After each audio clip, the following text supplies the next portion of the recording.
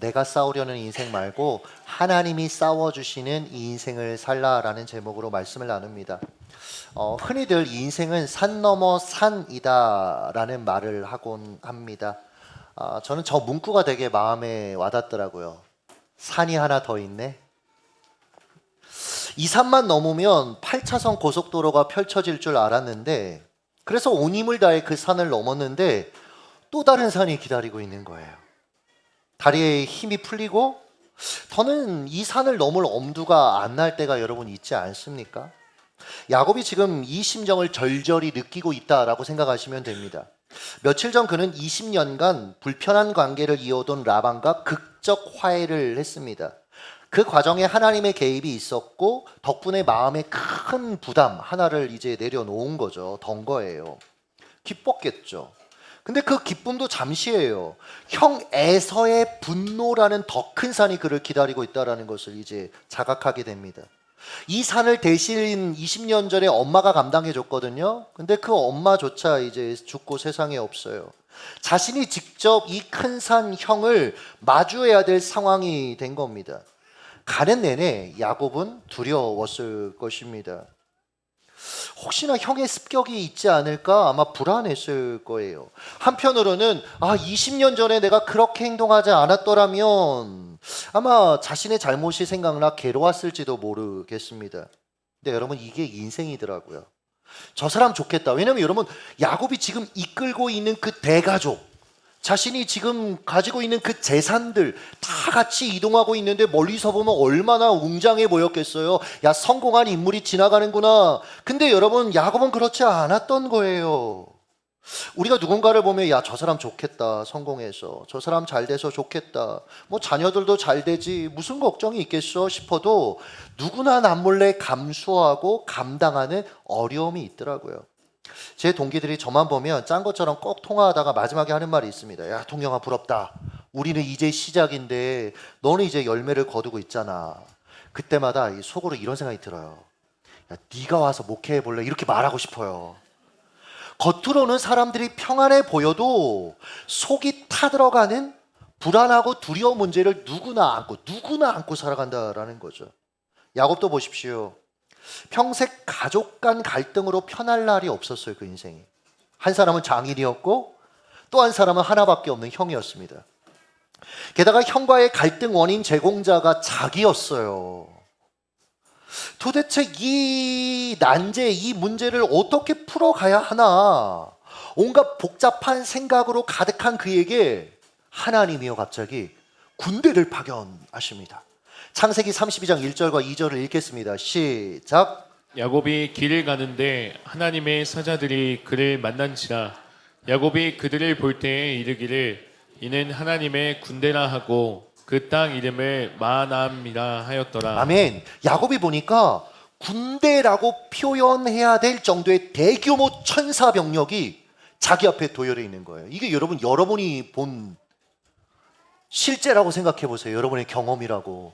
대규모 천사 군단이 지금 도열해 있는 겁니다. 여러분, 하나님이요, 왜 한두 명의 천사가 아니라 하나님의 군대를 야곱에게 보여주시고 파견하셨을까? 지금 야곱의 두려움의 핵심이 뭡니까? 형의 강력한 힘이잖아요. 그 힘이 자기에게 복수할까봐, 자기의 생명이 날아갈까봐 두려워하고 있잖아요. 그래서 하나님께서 형의 군대보다 더 많은 강력한 하늘의 군대를 보여주시며, 야곱아, 내가 너 지키고 있으니까 호들갑 떨지 마. 안심해. 지금 이런 메시지를 보내고 계시는 겁니다.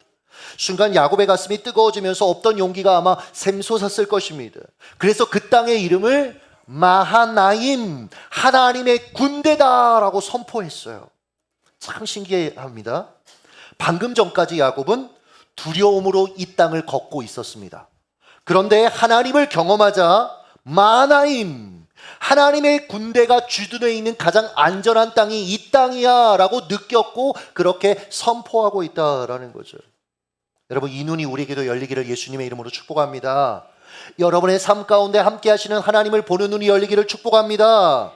이 눈이 열린 믿음의 선배들의 선포입니다. 시편 91편 5절에서 7절을 읽습니다. 시작. 너는 밤에 찾아오는 공포와 낮에 날아드는 화살과 어두울 때 퍼지는 전염병과 밝을 때 닥쳐오는 재앙을 두려워하지 아니하리로다. 1000명이 내 왼쪽에서 10,000명이 내 오른쪽에서 엎드려지나 이 재앙이 내게 가까이 하지 못하리로다. 아멘. 근데 도대체 왜요? 왜 우리가 이런 어려움 가운데 우리가 호들갑 떨 필요가 없는 겁니까? 11절과 12절을 읽습니다. 시작. 그가 너를 위하여 그의 천사들을 명령하사 내 모든 길에서 너를 지키게 하심이라.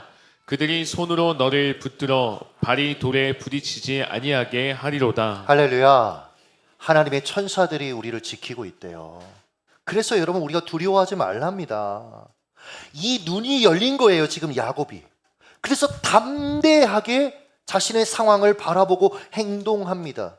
그래서 용기 내어서 형에게 화해의 사절단을 보내요. 5절입니다. 같이 읽습니다. 시작. 내 형에게 보내며 말하기를 내 주께 알리고 내 주께 은혜 받기를 원하나이다 하라.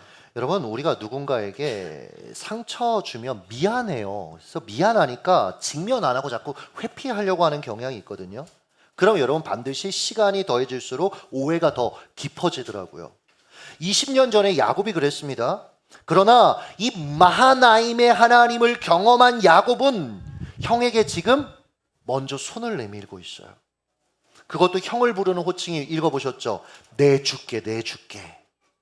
자신을 형의 종으로 자처하는 겸손한 태도로 다가가고 있는 것이죠. 이게 여러분 당연한 게 아닙니다. 야곱과 에서의 나이 차이가 몇 살이에요? 몇 살도 아니죠. 0.1초 차이 났겠습니까? 발 뒤꿈치 잡고 여러분 나왔는데 차이가 없다고 보는 게 맞아요. 그런데 그 형을 지금 형을 깔보고 어떻게든 누르려고 했던 야곱이 지금 겸손하게 형을 주인이라고 높이고 있다라는 거죠. 사랑하는 여러분, 화해하려면 겸손해야 되더라고요. 내가 상대보다 손해보고 낮아질 각오를 해야 문제가 풀리기 시작하더라라는 겁니다. 자, 사신단이 갔다가 돌아옵니다.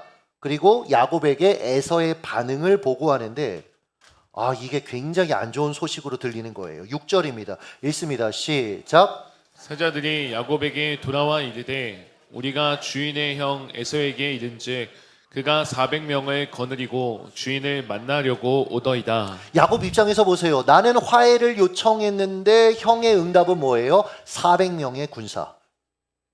사실 여러분, 형이 눈물 뚝뚝 흘리면서 자신을 맞이해 줄 것이라는 기대를 안 했을 겁니다. 그래도 이건 아니죠. 군사를 끌고 나한테 온다? 야곱의 생각이 아마 굉장히 복잡해졌을 겁니다. 상황을 타개할 방책이 무엇인가 아마 고민했을 것입니다. 답이 없다. 결론이 났겠죠? 그 순간 마음이 답답해지는 거예요. 두려움이 그 마음을 잠식하기 시작하는 겁니다. 불과 여러분 잠시 전에 마하나임, 하나님의 군대가 나를 지키고 있다. 이것을 경험하고 용기 100배 했었는데 그런 야곱 온데간데 없는 거예요. 가끔 말씀드리죠. 형편만 바라보다가 형편 없어진 이 야곱. 근데 저는 이 야곱의 이 모습을 보는데 왜 저를 보는 것 같은지. 여러분 어떠세요? 우리의 모습 아닙니까? 다급해진 야곱이 뭐라도 해야겠다 싶었는지 재산과 가족을 갑자기 둘로 나누라고 합니다. 이런 거죠. 형이 한쪽을 공격하면 다른 한쪽을 이끌고 도망갈 생각을 했던 거예요. 여러분 보십시오. 아직 일어나지도 않은 일입니다. 누군가로부터 그저 전해 들은 정보, 물론 두려운 정보일 수는 있지만 그 정보를 마음 가운데 수용한 거예요. 그 두려움이 마음을 빼앗은 겁니다. 그러니 더는 하나님께서 나를 보호하신다, 이게 확신이 안 되는 거예요. 그래서 어떻게 합니까? 다시 자기 힘, 자기 방법, 의지한 채 어려움을 극복해 보려고 또 관성적으로 움직이는 거예요. 여러분, 사람이 다급해지면 잠자고 있던 그 본성과 성품이 다시 활개를 치게 되더라고요. 그러니까 구정물 같습니다. 구정물. 겉으로 보기에 맑은 물이에요. 근데 여러분 꽝 차면 어때요? 온갖 찌꺼기가 다 위로 올라오는 겁니다. 겉으로 보기에는 우리 인생이 은혜도 받고 이제 좀 믿음의 사람이 된 것 같아요. 근데 예상 밖의 어려움을 만나는 겁니다. 그러면 가라앉았던 내 안에 있는 과거의 삶의 태도, 방식이 막 올라오기 시작하는 거예요.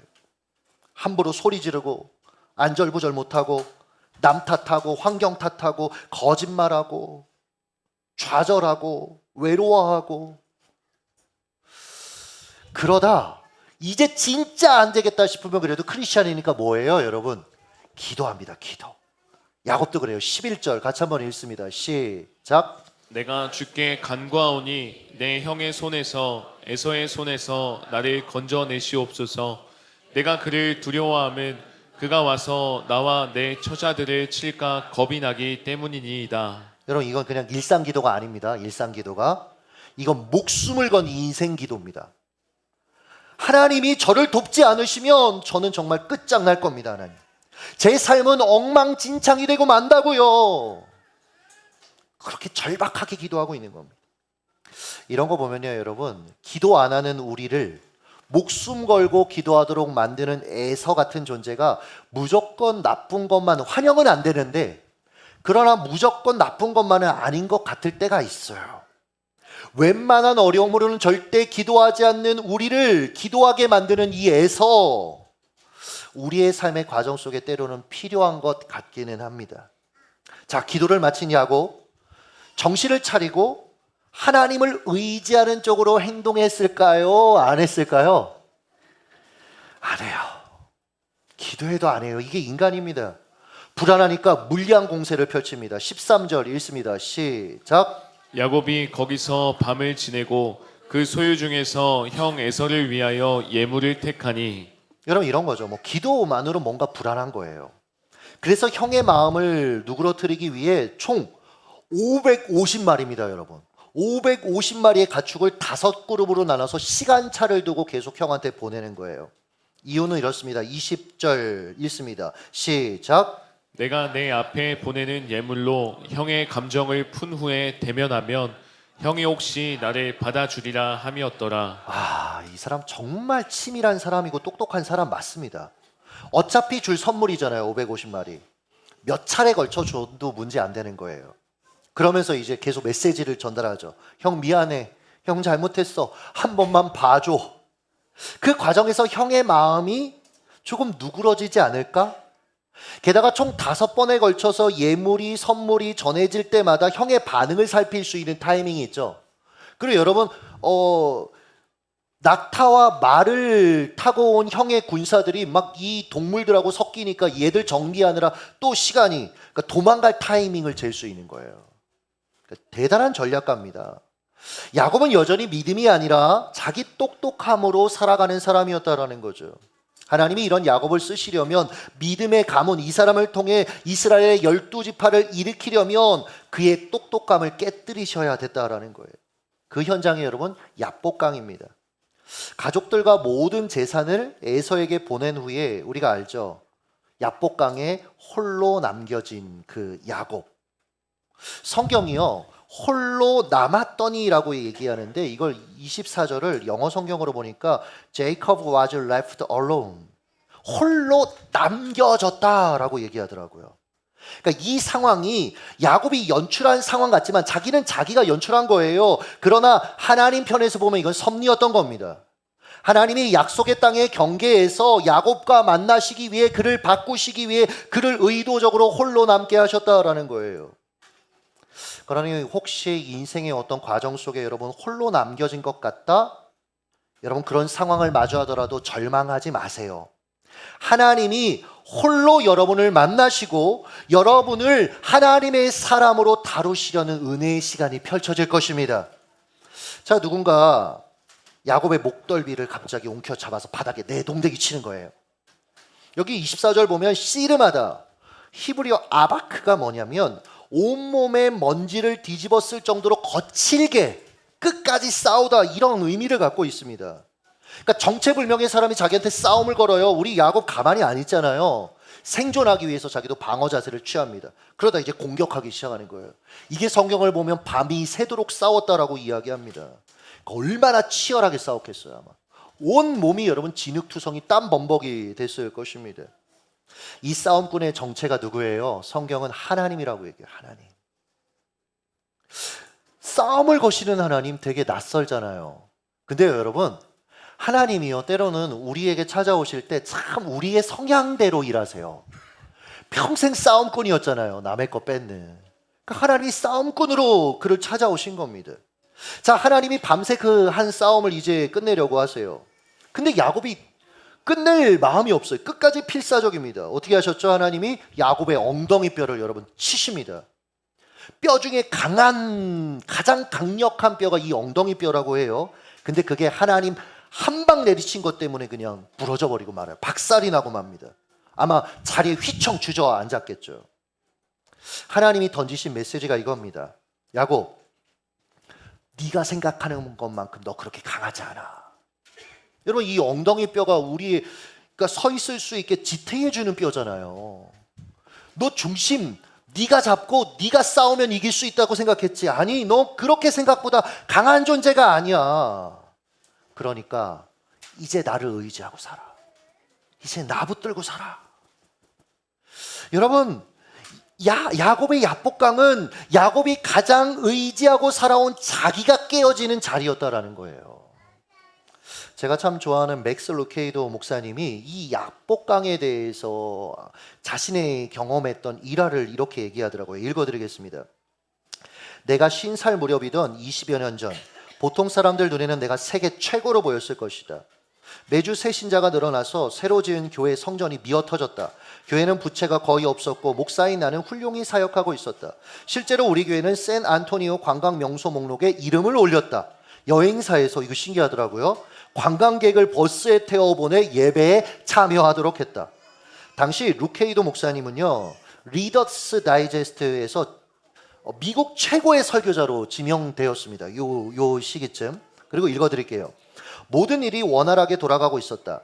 나는 설교를 책으로 냈고 출판사에서는 그 책들을 대형 행사로 기획했다. 정말 멋졌다. 하지만 그 순간이 내가 가장 엉망진창이었다는 건 아무도 몰랐다. 그러니까 이런 거죠. 교회가 단숨에 커지면서 직원들이 과도한 업무량에 이제 시달려야 됐던 거예요. 각 부서가 서로 장소 예산을 가지고 막 싸우기 시작하는 겁니다. 왜냐면 계속 사람들이 몰려오니까 서로 우리가 필요해. 그러면 싸웠던 거예요.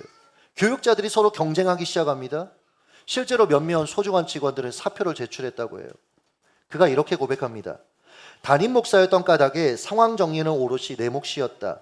하지만 교회 내부의 문제를 고민할 시간이 어디 있겠는가. 나는 설교를 준비해야 했다. 주일의 문제점은 그것이 매주 돌아온다는 것이었다. 되게 공감되더라고요. 게다가 다양한 교회 사역 사방에서 마감일이 다가오고 있었다. 생각하고 기도하고 공부할 시간이 필요했다. 더군다나 건강도 나빠졌다. 심장에 문제가 생겼다고 그러더라고요. 직원들은 내가 필요했다. 강단은 나를 원했다. 출판사는 내게 의존하고 있었다. 온 세계가 나를 바라보고 있었다. 그래서 나는 자연스레 술을 마시기 시작했다. 이게 좀 이상하죠? 물론 아무도 보지 않는 곳에서 마셨다. 차에 앉아 종이봉투에서 맥주캔을 꺼낸 다음 그날의 날카롭고 힘든 일들이 무뎌질 때까지 그 액체를 마구 들이켰다. 이 지점에서 마음이 이렇게 멈추더라고요. 여러분도 그럴 때 있지 않아요? 그 하루의 그 스트레스, 그 무거움들, 이게 집에 와도 그 여운이 남아있는 거예요. 이것이 바로 국민 목사가 미쳐 돌아가는 자신의 세상에 대처하는 방법이었다. 나중에 깨달았지만 나의 야복강은 주차장이었다. 하나님은 내 엉덩이를 치시지는 않았지만 내 마음에 이렇게 말씀하셨다. 정말이냐 맥스? 모든 일이 완벽하고 잘 통제되고 있다면서 왜 주차장에서 숨어 누런 종이봉투에 숨겨온 맥주를 훌쩍이고 있는 거야? 그는 그날 그 야복강에서 하나님께 항복했어요. 그리고 돌아오는 주일날 실제로 자신의 문제, 자신의 위선을 성도들에게 고백합니다. 장로님들에게 고백합니다. 근데 참 이 루케이도 목사님이 감사했던 게 이 장로님들이 기도로 목사님을 끌어안았고 그 예배 후에 그 주에 성도들 중에 한 10여 명이 찾아와서 자신도 지금 같은 상황이니까 라고 하면서 상담을 요청했다라고 해요. 그는 이렇게 말했습니다. 누군가 국민 목사라는 별명을 언급하면 이런 이미지가 떠오른다. 편의점 주차장에 있는 피곤하고 쓸쓸한 목사의 이미지 말이다. 야복, 그곳은 하나님이 당신으로 하여금 당신 자신 그리고 당신이 싫어하는 것을 직면하게 하시는 곳이다. 제가 한마디 여기에 덧붙였어요. 야복, 그곳은 자기가 깨어지는 자리다. 자, 자신을 떠나려는 이 하나님을 야곱이 필사적으로 붙들기 시작합니다. 호세아 선지자가 이렇게 얘기했어요. 그가 하나님께 울며 간구했다. 이런 거죠. 하나님, 맞습니다. 저는 하나님의 은혜 없이는 살 수 없는 그런 존재입니다. 그러자 하나님이 뜬금없이 반응하시죠. 그의 이름을 물으십니다. 창세기 32장 27절 읽습니다. 시작. 그 사람이 그에게 이르되 내 이름이 무엇이냐? 그가 이르되 야곱이니이다. 여러분, 이럴 때 질문해 보셔야 돼요. 왜 이름을 물었을까요? 왜 하나님이 생뚱맞게 야곱의 이름을 물으셨을까요? 이름을 모르는 게 아닌데. 이런 겁니다. 자기 인식을 돕는 질문을 하신 거예요. 사람이요, 자신을 객관적으로 안다라고 착각하지만 사실은 자기가 자기를 제일 모릅니다. 자기에게 눈을 감고 살아요. 늘 말씀드리잖아요. 여러분, 죄성의 핵심이 무엇입니까? 여러분, 자기 몰입이에요. 자기 과몰입. 자기 몰라요. 사실은 옆에 사람들이 나를 어떻게 보고 있는지 알아야 됩니다. 하나님이 나를 어떻게 보고 계신지 알아야 돼요. 그러면서 자기를 건강하게 새롭게 인식하는 과정이 필요한데, 이게 안 되면 늘 자기 연민에 빠지는 겁니다. 나는 늘 억울하대요. 나는 늘 피해자래요. 나는 늘 너무 힘들대요. 여러분, 이런 우리를 향해서 하나님이 찾아오시는 겁니다. 그리고 물으시는 거예요. 네 이름이 무엇이니? 아마 야곱은 꽤 긴 시간 고민했을 것입니다. 고통스러워했을 것입니다. 목이 메어서 자기 이름이 야곱이라고 이 말하는 것조차 아마 쉽지 않았을 거예요. 네 이름 뭐야? 야곱이요. 자기 이름을 말하는 순간 자기가 살아온 지난 날을 인정하는 꼴이 되기 때문에 아마 쉽지 않았을 것입니다. 야곱이라고 얘기하는 순간 이렇게 얘기하는 거죠. 하나님, 저는 뒤통수치기의 달인입니다. 저는 1등 못하면 견디지 못하는 사람입니다. 그래서 수단과 방법을 가리지 않고 누군가의 것을 빼앗으며 하나님, 저는 살았습니다. 네, 바로 제가 그런 인간인 야곱입니다. 그러자 하나님의 은혜가 임합니다. 훈계하시는 게 아니라 그의 이름을 바꿔주세요. 창세기 32장 28절 읽습니다. 시작. 그가 이르되 내 이름을 다시는 야곱이라 부를 것이 아니요 이스라엘이라 부를 것이니 이는 내가 하나님과 및 사람들과 겨루어 이겼음이니라. 이스라엘 뜻이 무엇이라고요? 하나님이 싸우신다. 하나님이 싸우신다. 내가 지금까지 내 힘과 내 방법으로 싸웠던 그런 인생 이제 아니라 하나님이 싸우시는 인생, 하나님의 방법으로 싸우는 인생, 하나님이 인도하시는 것을 누리는 인생을 이제는 살아라. 하나님께서 그의 이름을 바꿔주신 거예요. 이후에 야곱은 사람들을 만날 때마다 자기 이름을 소개할 때 이 사실을 되새겨야 했을 거예요. 안녕하세요. 제 이름은 이스라엘. 하나님이 싸우신다입니다. 이후에 보면 성경이 야곱이 평생 다리를 절었다라고 얘기를 해요. 그 싸움의 결과로. 그러나 과거처럼 자기의 힘과 방법으로 기민하게 일 처리는 못했지만 이스라엘, 이제 하나님이 친히 싸워주시는 삶, 그저 믿음으로 순종하는 그 삶을 그가 누리게 되었다라는 것을 우리는 기억해야 된다라는 거죠. 말씀을 맺도록 하겠습니다. 최근에 요 며칠 교육자들이 이렇게 작게 실수하는 거에 제가 되게 예민하게 반응하는 거예요. 제가 말씀드렸죠. 그 묵상을 통해서 제가 좀 상태가 안 좋아지면 회의 시간이 길어집니다. 그럼 이제 회의를 마친 사람들은 회의감이 들겠죠. 사실 이걸 알고 있어요. 그런데도 그때마다 그렇게 행동하는 이걸 최근에 다시 발견하게 됐어요. 근데 참 회의 마치고 그러면은 담임 목사 쳐다보기도 싫을 것 같은데, 저 같으면 우리 김지훈 목사가 씩 웃으면서 남아서 왜 남아있나, 나가야 되는데. 이병준 목사 먼저 나갔거든요. 근데 안 나가고 있는 거예요. 그래서 왜 그러냐 그랬더니 씩 웃으면서, 목사님 내일 모레 내일 교회 이제 이틀 동안 집회 가시는데 제가 챙겨야 될 게 뭐 있냐고 이렇게 물어보는데, 갑자기 이렇게 아빠가 나를 안아주는 것처럼 마음이 너무 이렇게 포근해지는 거예요. 그러고 이제 김지영 목사님 나가고 혼자 목양실에 앉아서 이럴 땐 기도해야 되거든요. 그래서 기도하는데 제가 왜 마음이 이렇게 불편했는지를 하나님이 지적해 주셨어요. 뭐냐면 유튜브 7일 정지당한 것 때문에. 근데 이게 하나님이 제게 이렇게 물으시는 것 같더라고요. 야, 정통령, 네가 지금 화난 이유가 뭐야? 성도들한테 너무 좋은 컨텐츠를, 신앙에 너무 도움이 되는 그 컨텐츠를 제공하지 못해서 너무 안타까워서야? 아니면 너는 늘 완벽한 목사이고 싶고 네 사역은 늘 완벽하기를 원하는, 네가 바라는 그 모습이 깨져서 화가 난 거야? 와, 순간 난 정말 구제불능이구나. 이야, 여전히 나는 이러고 있구나. 야곱처럼 고백할 수밖에 없었어요. 그래서 저는 매주일 설교를 준비할 때 그 주제가 그렇게 달갑지가 않아요, 항상. 그래서 제가 어제도 신방하면서 누구한테 얘기했어요. 책을 쓸 때도 좀 어려운 책, 불완전한 삶, 뭐 이런 거 말고 다음번에 쓸 때 이기는 나 막 이런 거 써야 되겠다 막 이런 얘기를 했었는데, 하나님이 설교하기 전에 제가 먼저 야복강에 서기를 원하셨던 거예요. 그래서 고백했어요. 네, 하나님, 제가 야곱입니다.